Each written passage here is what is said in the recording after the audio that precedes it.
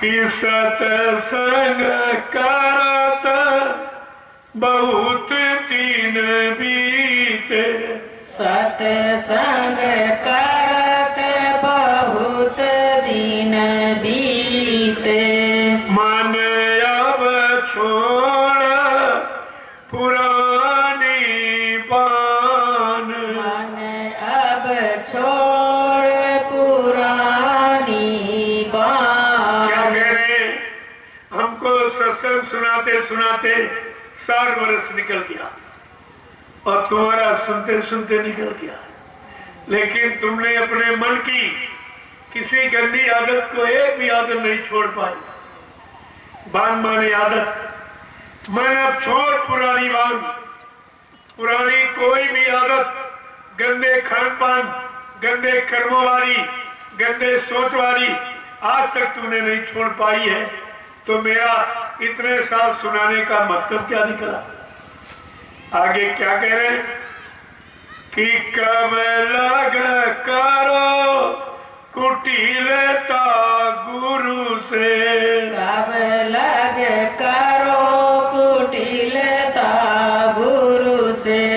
अब तो गुरु को लो पहचान। अब तो गुरु को लो पहचान। मन अब छोड़ पुरानी बान। मन अब छोड़ पुरानी देखो संत आगे बान। कह रहे, अरे तुम समर्थ गुरु से कब तक कपट करते हो? जो सब जानता है, जो अंतर्यामी है, गढ़वासी है, जरे जरे रोम रोम में रहने वाला, तुम्हारे हर कर्म शुभ अशुभ गंदे कर्मों को देख रहा, तुम उससे कब तक कपट करोगे? जो सब कुछ जानता है। अब तू ऐसे समर्थ सदगुरु को पहचान ले। आगे क्या पूछ रहे कि गुरु को तुम मानुष मत जानो। गुरु को तुम मानुष मत जानो। गुरु को तुम मानुष मत जानो। गुरु को तुम मानुष मत जानो। वे है सात पुरुष की जान। वे हैं सत पुरुष की जान। देखो क्या कह रहे, तुम गुरु को मनुष्य मत मानो। उन्होंने मानव तन धारण किया, अपना संदेह भी किसी मानव पोल से ही दिलवाएंगे। कहते तुम उसको मनुष्य मत मानो, वो तो संदेश मनुष्य पोल से ही आता है। जैसे बिजली अगर आप लेना चाहो तो पावर हाउस झोला लेके जाओ, कह दो हमको 2 किलो बिजली दो, तो कोई दे देगा? कोई दे सकता है? क्योंकि उसको पाने का तरीका, पहले पोल गाड़ो खंबा, फिर तार बिछाओ, अपने घर ले जाओ। ठीक इसी तरह मनुष्य पोल से ही संदेश प्रसारित होता है। और जिस पर दया हो जाए, जिस पोल पर अपनी दया करते, दया भेजते, तुमको संदेश से मतलब, तुमको उनके वचनों से मतलब, उस पोल से मतलब नहीं है। पोल तो पोल ही है, उसमें कुछ नहीं। तो क्या कह रहे हैं कि गुरु को तुम मानुष मत जानो। तुम गुरु को अपना जैसा, या गुरु जिस पोल पर अपना संदेश देता है, उस पोल को अपने जैसा हाथ पैर नाक कान मुंह वाला मत समझो। अगर तुम्हारे जैसा होता, तुम्हारे जैसा काम करता, फिर वो गुरु का काम कर रहा। कहा था बच्चा, जब तुम मेरा काम करोगे तो मेरा वाला सम्मान पाओगी। तुमको मेरा कहेंगे कि जय गुरुदेव वाला है, ये जय गुरुदेव का है। इतनी बड़ी यानी उपमा आपको मिल जाएगी, लेकिन तुम काम तो करो ना। तुम काम करते हो और जिस पोल से काम हो रहा, उस पोल की भी तो नहीं समझ पाते हो। आगे क्या कह रहे हैं कि जैसे मन समझाओ, जैसे तैसे मन समझाओ, घर पर तीत धरो उन ध्यान, धर पर तीति धरो उन ध्यान, मन अब छोड़ पुरानी बान। मन अब छोड़ देखो समझा के कह रहे हैं, जैसे हो वैसे, जिस तरीके से तुम अपने मन को समझा पाओ, सत्संग सुनाकर, सेवा में लगाकर, सुमरन ध्यान भजन करा के, तीन ही आधार है, चौथा नहीं। सत्संग करो, सेवा करो और भजन करो। ये मन को समझाने के तीन तरीके। पहली बात तो तुम ना सत्संग भजनों को सुनते हो तो समझते नहीं हो। अरे तुम ये समझ को सुनो, ये मेरे लिए हो रहा, ये संदेश मुझको दिया जा रहा, मैं अपने लिए निजी आदेश मानूंगा। जब आज संदेश को अपने लिए निजी आदेश मान लूंगा तो मेरा उद्देश्य निकल आएगा। उद्देश्य ऐसे नहीं निकलता। जब आप संदेश सुनो, संदेश को अपने लिए निजी आदेश मानो तो तुम्हारा उद्देश्य निकल आएगा। उसी में उद्देश्य निकल। अरे भाई, तुम्हारे गांव में या तुम बाजार जाते हो सामान लेके, क्या दुकानदार की जात पूछते हो? क्या पढ़ाई लिखाई पूछते हो? क्या घर मकान पूछते हो? अरे सामान लिया, अपने घर आ गए। तुम्हें सामान से मतलब ये दुनियादारी से। तभी कहा गया, जाति न पूछो साधु की, पूछ लीजिए ज्ञान, और मोल करो तलवार का, पड़ी रहे दो म्यान। तुमको ये चमड़े का खोल म्यान है, इसमें जीवात्मक तलवार रूपी धार लिए बैठी है। अगर वो जाग जाए, काल को पछाड़ देगी, काल को निकाल देगी और पार निकल जाएगी। लेकिन बात समझ में आएगी तब। आगे क्या कह रहे हैं? कैसे हो वैसे अपने शैतान मन को समझाने की कोशिश। तुम पड़ोसी को समझाते, यहाँ बादल आई, ये सब तुम्हारा किस लिए? अरे पहले अपने मन को समझा लो। अपने मन को समझा लोगे तो सबके पास यही मन है, तुम सबको समझा दोगे। महात्मा सबको क्यों समझा दी? महात्माओं की बात सबकी समझ में क्यों आती? क्योंकि उन्होंने अपने मन को समझा लिया, और इसलिए तुम्हारे मन को भी समझा देते। जब तक वो अपने पर लागू नहीं होगा, आप किसी का भला कर ही नहीं सकते। महात्मा गांधी के पास एक सेठ आया अपने बच्चों को लेकर। अकेला उसका बच्चा था। वो तमाम डॉक्टर वैद्य हकीमों के पास गया और किसी ने मर्ज की दवा नहीं दी। तो मर्ज क्या थी कि वो बच्चा गुड़ बहुत खाता था। अब इसकी दवा किसी डॉक्टर के पास गई तो उसने गांधी महात्मा का नाम सुना कि चलो भाई महात्मा है, डॉक्टरों ने तो कर नहीं पाया, चलो महात्मा के पास चले।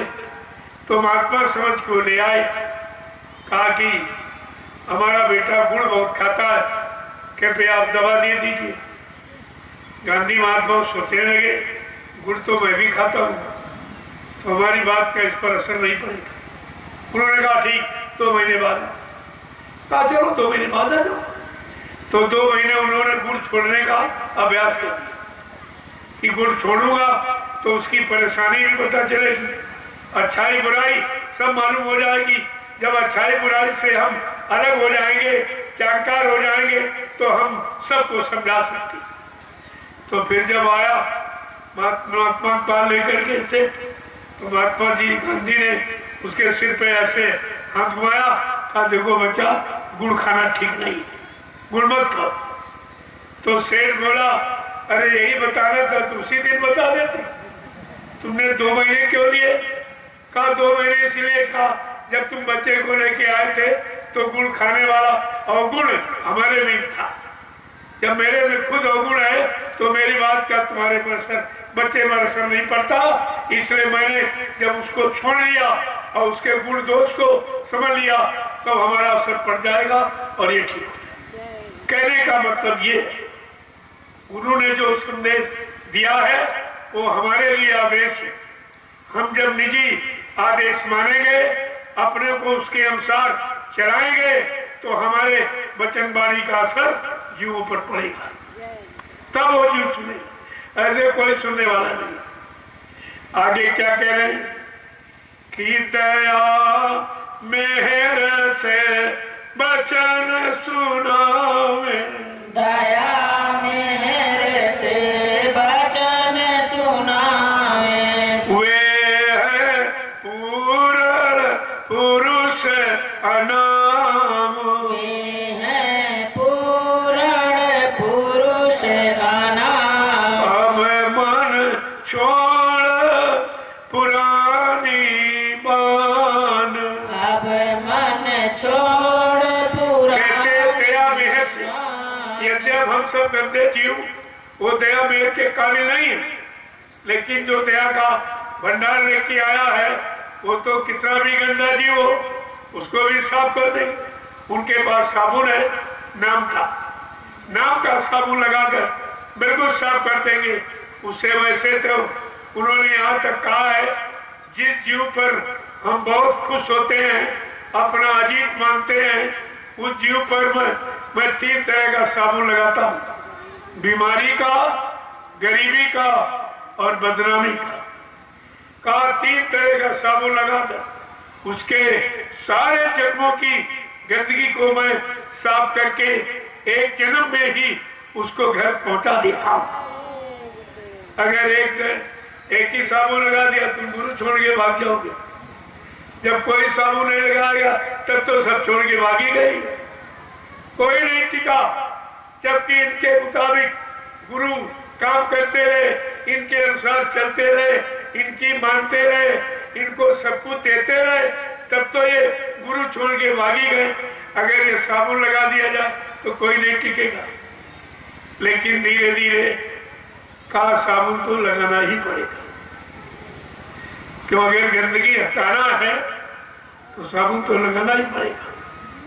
और बड़ा कठिन, इसीलिए संत मत बड़ा कठिन, संत मत खाने की धारा चढ़े से उतरे पारा का ये तलवार की धार है, जो चढ़ेगा अपने घर पहुंचेगा, जो फिसल जाएगा काल माया के देश में चला जाएगा। इसलिए इस रास्ते पर चलना बड़ा कठिन है, बहुत संभल कर पग रखो, एक एक कदम बहुत संभाल कर रखो, क्योंकि मंजिल बड़ी कठिन, सुनने में सरल और करने में बहुत कठिन, क्योंकि ये रूखी फीकी मंजिल है। यहाँ गाना बजाना होने लगे इतनी भीड़ हो जाती है, जगह नहीं मिलती। और जो तुम्हारी सच्चाई अच्छाई का है, प्रभु प्राप्ति का रास्ता, जीवात्मा को नरकों से बचाने का रास्ता, वो तो किसी की समझ में नहीं आ रहा। क्या इतने लोग हरिद्वार में रहते हैं? आप सोचिए जरा। और ये सस्ता सौदा कोई लेने वाला नहीं, जो चर्चा झूठी, जिसको उन्होंने देखा नहीं, केवल किताबों में पढ़ लिया और तुम्हें सुनाते हैं, उसका कितना खर्चा आपसे लेते, न उनको मिला न तुम्हें मिला सकते। जब उन्होंने खुद ही नहीं पाया, न राम को, न कृष्ण को, न हनुमान को, न शंकर को, न देवी देवताओं को, जब खुद देखा नहीं और मिले पाए नहीं, तो तुम्हें कहां से दिखा देगा?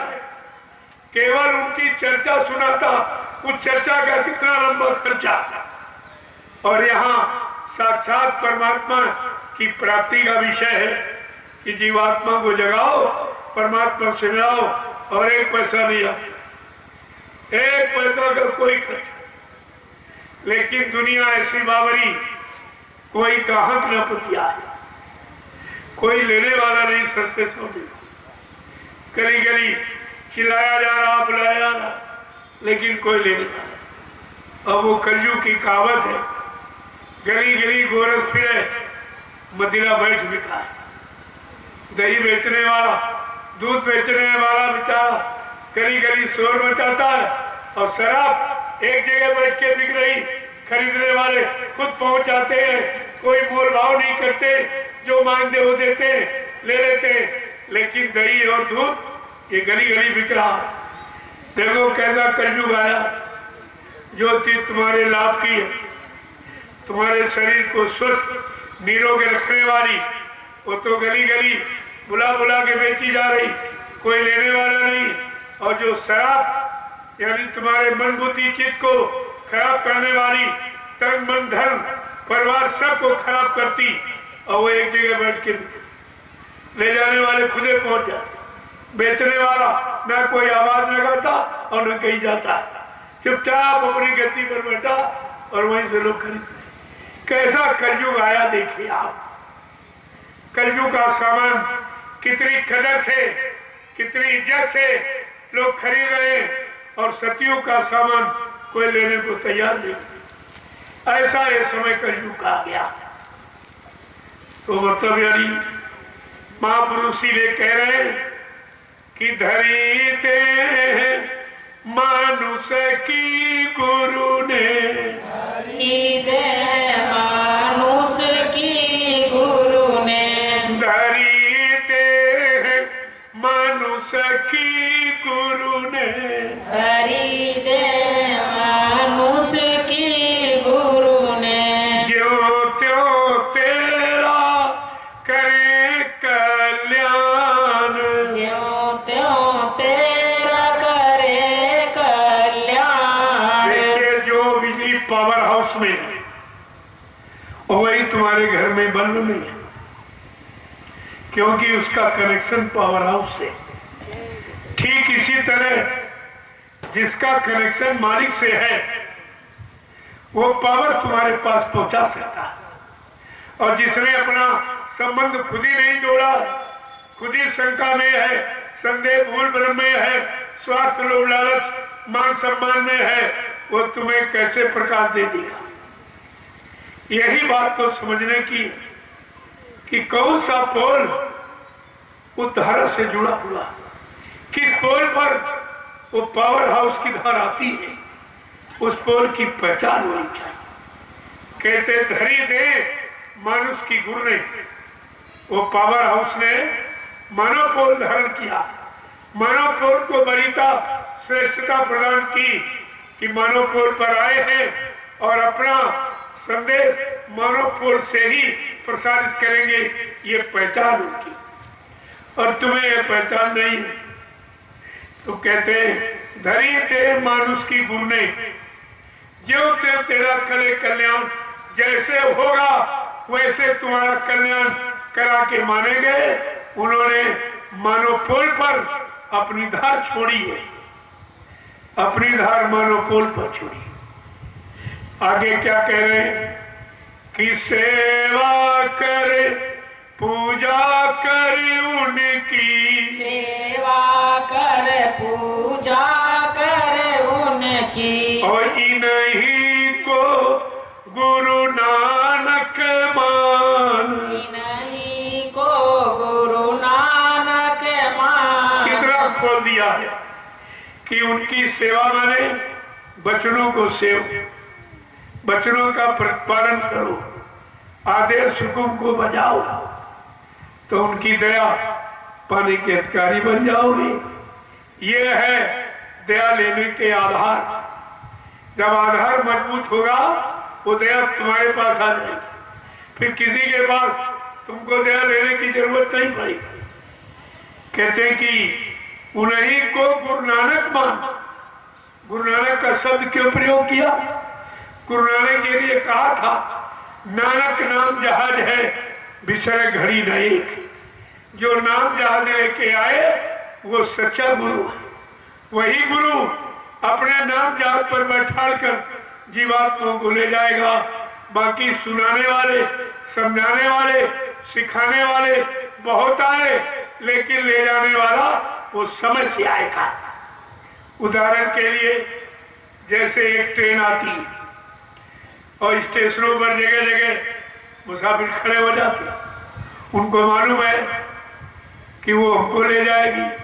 हर स्टेशन के पैसेंजर कह रहे हैं हमको ले जाएगी, हमको ले जाएगी। कितना बड़ा विश्वास। और ट्रेन एक ही है और ड्राइवर एक ही, और गार्ड एक ही है, अलग अलग नहीं है, ये एक ही है। तो तुमको अपने सफर से मतलब है? क्या ड्राइवर से पूछने जाते हो कि तुम गाड़ी चलाना जानते हो कि नहीं जानते? गार्ड से पूछने जाते हो तुम्हारी सुरक्षा करोगी कि नहीं करोगी? आप चुपचाप टिकट लिया बैठ गए, आपको विश्वास है ये ट्रेन रोज जाती है, और तमाम लोग गए और पहुंच गए।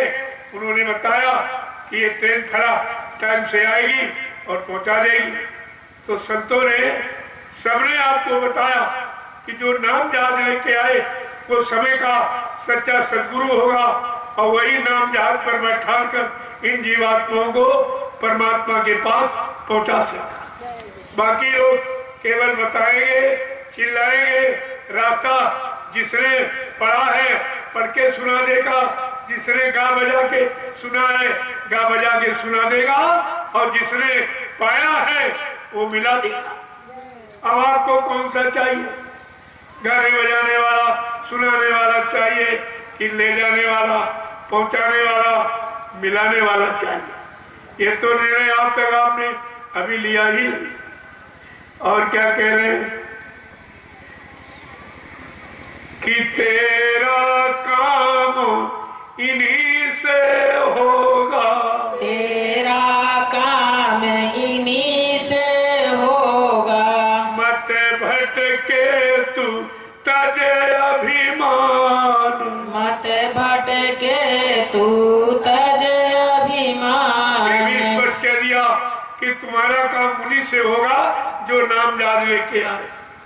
और बाबा जी ने आपको परिचय भी दिया कि मैं जय गुरुदेव नाम का इतना बड़े नाम जहां लेके आया हूं। अगर सारा विश्व मेरे जय गुरुदेव नाम जहाज पर सवार हो जाए फिर भी मेरे जहाज का एक कोना ही भरेगा, तो क्या जहाज खाली चला गया? क्या खाली लौटाल के ले गए? सब प्रमाण सामने है। क्या जहाज खाली चला गया? अभी कोई जीवात्मा सवार हुई नहीं, कोई पहुंची नहीं, किसी ने विश्वास नहीं किया, किसी ने माना नहीं, नहीं नहीं ये नाम जहाज मेरे लिए आया है, मेरी जीवात्मा के उद्धार कल्याण के लिए आया। अभी यही विश्वास नहीं हुआ।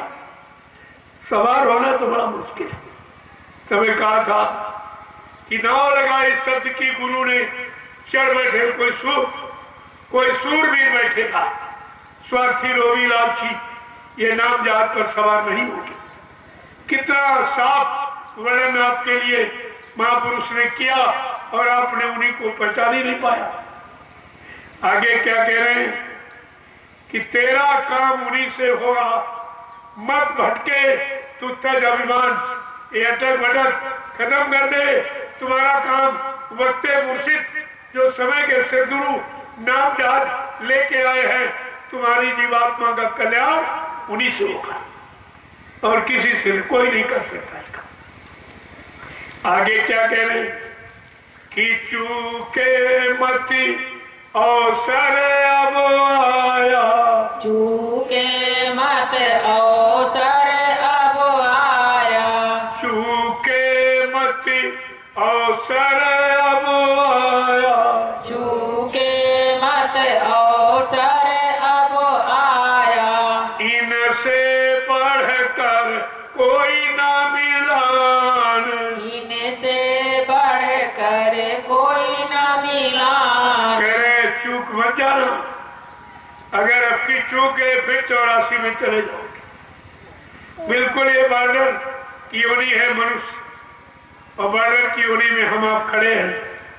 अगर चूक है नीचे 84 में चले जाओगे और चेत गए तो 84 से हमेशा के लिए निकल जाओगे, फिर आपको कभी यहाँ आना ही नहीं। इसीलिए महापुरुषों ने पहले से बता दिया कि जो जो भजन भक्ति से चूके उनके मुख, देखिए कितना साफ दिया, उनके मुख जब पल पल थूके, ये जमराजा उनके मुंह में थूकता है कि धन है, धिक्कार है तुझे मानव शरीर पाने का, मानव शरीर प्रभु परमात्मा की प्राप्ति के लिए मिला था और तूने ये कोई काम नहीं किया, तो उसके मुंह में थूकते हैं। क्या कहा? जो जो भजन भक्ति से चूके तिनके मुख जब पल पल थूके, ऐसी कुगति होएगी सबकी जो नहीं धारे हो सतगुरु की और सदगुरु बिना कोई नहीं बचे। नाम बिना 84 नाचे, नाम रहे संतो अधीना, संत बिना कोई नहीं चीना। नाम की पहचान किसी को नहीं, न गाने बजाने वाले को, न पढ़कर सुनाने वाले को। जिसने नाम की महिमा जानी है और नाम डोर शब्द डोर पकड़कर जिसने चढ़ाई की है और मंदिरों में गया, वो आपको एक एक बात बताएगा। आगे क्या कह रहे कि जो अब की तू चूका गुरु से, जो अब की तू चूका गुरु से, जो अब की तू चूका गुरु से, जो अब की तू चूका गुरु से, मत भटके तू तज अभिमान, मत भटके तू तज अभिमान, मन अब छोड़ पुरानी बान। मन अब छोड़ पुरानी बान। मन को कैसे समझाती, हमें आपको भी अपने मन को इसी तरह समझाना चाहिए। ये समझौती सबके लिए, किसी एक के लिए नहीं कही जा रही, क्योंकि सबके पास मन है और सबका मन इस तरह से शैतानी भी कर रहा। इसकी शैतानी रोकने के लिए ये सलाह सबको दी जा रही कि अब की मत चूक जाना। क्यों? फिर ऐसे गुरु मिले न कबहू, फिर ऐसे गुरु मिले न कबहू, फिर ऐसे गुरु मिले न कबहू, फिर ऐसे गुरु मिले न कबहू।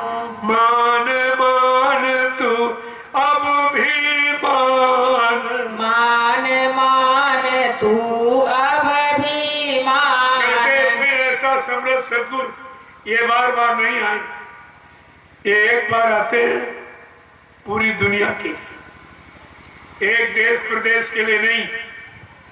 ये प्रदेशी नहीं होते हैं, ये सर्वदेशी और सर्वदर्शी और सर्वहितैषी और दूरदर्शी और त्रिकालदर्शी, यानी इतने उपाधियों से इनको विभूषित किया गया। ये सबके लिए आते हैं और सबकी जीवात्माओं के कल्याण उद्धार के लिए आते हैं। ये किसी एक जाति, किसी एक मजहब और किसी एक देश के लिए नहीं आते, ये सारी सृष्टि के लिए आते। कहते हैं कि फिर ऐसे गुरु मिले कब हूं, मान मान तू अभिमान। कितने युग निकल गए, ऐसे समृद्ध सदगुरु नहीं मिले जो तुम्हारी जीवात्मा के कल्याण के लिए आए हो और कल्याण करके जाएंगे, ऐसा किसी ने वादा भी नहीं। यही तो बात समझने की।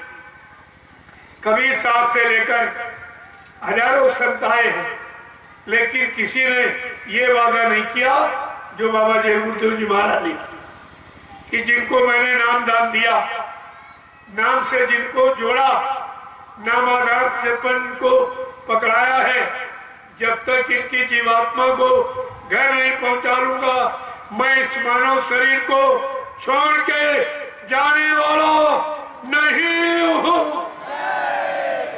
ये किसी ने नहीं कहा। ये पहला वादा है जीवात्माओं के लिए, प्रथम महापुरुष का। तो कहते, तब ये कहते फिर ऐसे गुरु मिले न, फिर ऐसा समृद्ध सदगुरु धरती पर कभी नहीं आएगा। और आपने बुला दिया, चूंकि अपना काम नहीं बना पाए, तो फिर ऐसा गुरु धरती पर कभी नहीं आएगा। आगे क्या कह रहे हैं कि जल्दी करो कपट को छोड़ो, जल्दी करो कपट को छोड़ो, जल्दी करो कपट को छोड़ो, जल्दी करो कपट को छोड़ो, श्रद्धा भाव बढ़ाओ आन, श्रद्धा भाव बढ़ाओ कपट को छोड़ो। ये जो कपट तुम्हारे बीच में खड़ा है, जो गुरु शिष्य का संबंध नहीं होने दे रहा, संधि नहीं होने दे रहा, विच्छेद कर रहा है, तो इस कपट को हटाओ। ये कपट खतरनी है, ये सच्चाई को काट देगी, अच्छाई को काट देगी। कहते जल्दी करो, समय कम, किसी का 50, किसी का 60-70 चला गया, अब कितना जीवन बचा? 100 बरस कलयुग में मिले, वो भी जब अच्छा खान पान, अच्छी संग सोबत, अच्छे कर्म करोगे तो। अगर बुरे खान पान, बुरी संग सोबत, बुरे कर्मों में फंस गए तो 50 में खेल खत्म। आप ये पूरा जीवन जी भी नहीं सकते। तो क्या कह रहे हैं? जल्दी करो, कपट को छोड़ो और महापुरुषों में श्रद्धा सेवा भाव पैदा करो और अपना ये बिगड़ा काम युगों युगों का जीवात्मा का ये पूरा करा लो। आगे क्या कह रहे हैं? कीर्तने पर मन कहा न माने, इतने पर मन कहा न माने, इतने पर मन कहा न माने, इतने पर मन कहा न माने, तो फिर अपनी तू ही जान, तो फिर अपनी तू ही जान। देखो कितनी सरल भाषा का प्रयोग करते, बिना पढ़ा पड़ जाता। कितनी सरल भाषा। क्या कह रहे? इतना समझाने पर, ये वचन सुनाने पर अगर फिर भी तुम्हारा शैतान मन नहीं मानता है तो फिर अब तुम अपनी जानो। अब तुम्हारा क्या होगा ये तुम खुद जानो। आगे क्या कह रहे? कि सिर पर तेरे हुकुम काल का, सिर पर तेरे हुकुम काल का, सिर पर तेरे हुकुम काल का, सिर पर तेरे हुकुम काल का, ताते मन तेरो नहीं मान, ताते मन तेरो नहीं मान। कहते तुम्हारा मन अगर सत्संग वचन सुनने पर, सेवा करने पर और नाम की कमाई यानी भजन करने पर भी ये मन नहीं मानता है तो जानो तुम्हारे मन पर काल का पूरा पहरा है। अभी तुम काल के अधीन, तुम दयाल की शरण में नहीं आए हो, दयाल की शरण को स्वीकार नहीं किया, उनके हमदर्दी भरे वचनों को आपने नहीं माना। ये सब आपने कहा। अगर इतने समझाने बुझाने पर भी तुम्हारा मन नहीं मानता है तो तुम्हारे पर काल का पूरा पहरा। वो लोग अपना आदेश फरमाएंगे अपने स्वार्थ लोभ लालच के लिए, गुरु को न मानेंगे, न गुरु के वचनों को मानेंगे, न गुरु पर विश्वास करेंगे। कहा वो काल के जीव हैं, इन काल के जीवों से बहुत होशियार रहना। आगे क्या कह रहे हैं? कि लगा रहेगा संग गुरु के, लगा रहेगा संग गुरु के, लगा रहेगा संग गुरु के, लगा रहेगा संग गुरु के, सहज सहज तेरो मन मान, सहज सहज तेरो मन मान।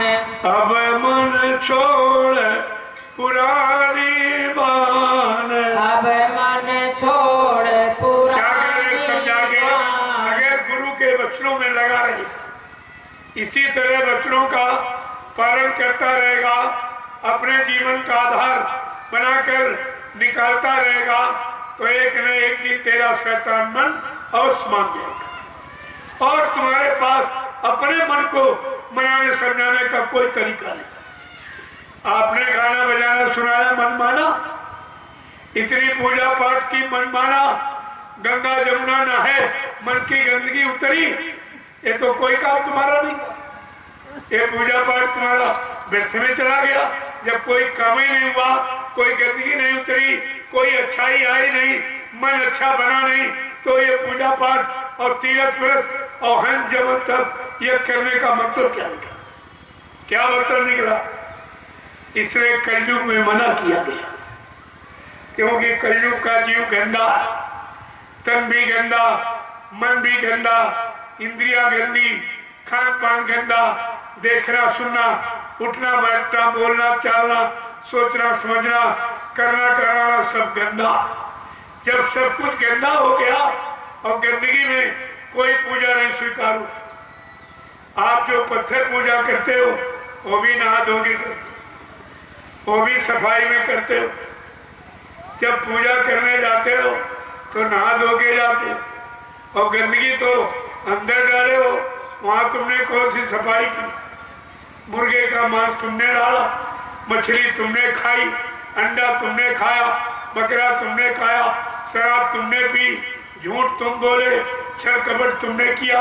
एक तरह की गंदगी, हजारों किस्म की गंदगी, और भर करके अंदर और बाहर पूजा करने जाते, तो कौन तुम्हारी पूजा स्वीकार करेगा? क्या गंदगी में कोई बंदगी स्वीकार होती? जब बंदगी नहीं तो जिंदगी नहीं। ये गंदगी ने बंदगी और जिंदगी सब खराब कर दी, और आप इस गंदगी को अभी तक समझ नहीं पाए, और इसके बारे में कोई नहीं कहता। इस गंदगी के बारे में न मंदिर बोलता, न मस्जिद बोलती, न गिरजाघर गुरुद्वारा कुछ कहता, न धर्मस्थल कुछ नहीं कहता। कोई नहीं कहता कि ये गंदा है, ये गंदा है, गंदगी मत करो, नहीं कोई बंदगी स्वीकार नहीं होगी, जिंदगी बगैर बंदगी के अधूरी रह जाएगी। ये बात कोई नहीं बताता। और कितने दिन सुनते सुनते कथा वार्ता उठी, किसी ने तुम्हारी जीवन कथा बताई है? राम की सुनाई, कृष्ण की सुनाई, इनकी सुनाई, उनकी सुनाई, लेकिन आपने सुनकर कभी ये नहीं कहा अरे जरा हमारी जीवन कथा सुना दीजिए, हम जीवन में क्या करें जो हमारा जीवन स्वच्छ पाक साफ निर्मल बन जाए, हम सब प्रभु के हो जाए, प्रभु हमारा हो जाए। ये आपने कभी पूछा? नहीं पूछा। न तुमने पूछा न उन्होंने बताया। अब तुमने पैसा भी दिया तो किस बात का खर्चा? अरे फीस दे के पढ़ा जाता, जब हम फीस देते हैं तो पढ़ते हैं। और तुमने यहाँ फीस जो चढ़ावा के रूप में इनको दिया, तुमने कुछ पढ़ा बने लिए? वो दूसरे की कहानी सुनाता रहा, जो कहानी हमारे समय की नहीं, जिनको हमने देखा नहीं, उनकी कहानी सुनने से हमारे कौन सा लाभ हो जाएगा? जब उसका लाभ नहीं हुआ जो सुनाने आता, अगर उसका लाभ हो जाता तो तुम्हें नहीं सुनाता, चुपचाप सुन के सारा लाभ लेके बैठ जाता। वो सुनाने इसीलिए आया है कि उसको कुछ मिला नहीं, और जब तुमको सुनाएगा तो वो कथा से नहीं तुमसे मिल रहा, वो तुमसे ले रहा, इसलिए तुमको सुना रहा। अगर कथा से मिलना होता तो किताब तो उसके घर में रखी, वही सब कुछ किताब से ले लेता। तुम्हारे घर सुनाने क्यों आता? तुम इतनी छोटी बात नहीं समझ पाए हो, और इसी दंत कथाओं में सारा जीवन निकाल दिया, और तुम्हारे जीवन जीने का सच्चा रास्ता तुमको नहीं मिला, वो आपको कहीं नहीं मिला। आगे क्या कह रहे कि सतगुरु स्वामी कहे समझाई, सतगुरु स्वामी कहे समझाई, राधा स्वामी कहे समझाई, राधा स्वामी कहे समझाई, ऐसे जीव होए हैरान, ऐसे जीव होए हैरान, मन अब छोड़ पुरानी बान, मन अब छोड़ पुरानी कहते हैं वो सच्चा बान। सतगुरु आया। सच्चा कौन है? जो सब सत्यदेश और सचखंड जीवात्मा को पहुंचा दे, उसे सच्चा गुरु कहे। झूठा गुरु कौन? जो यही भरमाए, यही भटकाए, यही की बात बताए, यही की रहने की युक्ति सिखाए, वो झूठा गुरु। अब तुम झूठा गुरु सच्चा गुरु नहीं जानते, क्योंकि तुम्हारी पहचान दाढ़ी बाल की, लाल पीले कपड़े की और अंतर की पहचान है नहीं कि अंतर से ये सच्चा है कि झूठा। इसने कुछ पाया है कि केवल पढ़ के सुना रहा? आपने कभी इस पर विचार किया? अगर उनके पास कुछ होता तो तुमको क्यों सुनाती? अगर किताब से महात्मा बन जाए लोग तो घर में किताब पढ़ने महात्मा बन जाए। किताब उनके पास सब कुछ पा ले, फिर वो किताब दूसरों को क्यों सुनाता? दूसरों से कुछ लेने की, इसका मतलब साफ है कि किताब से नहीं मिला, अब किताब दूसरों को सुनाएगा और तुमसे लेगा। अब किताब पर विश्वास नहीं है, तुम पर विश्वास है। जिसको खुद ही किताब पर विश्वास नहीं, वो तुम उस पर विश्वास करके कौन सा लाभ प्राप्त करो?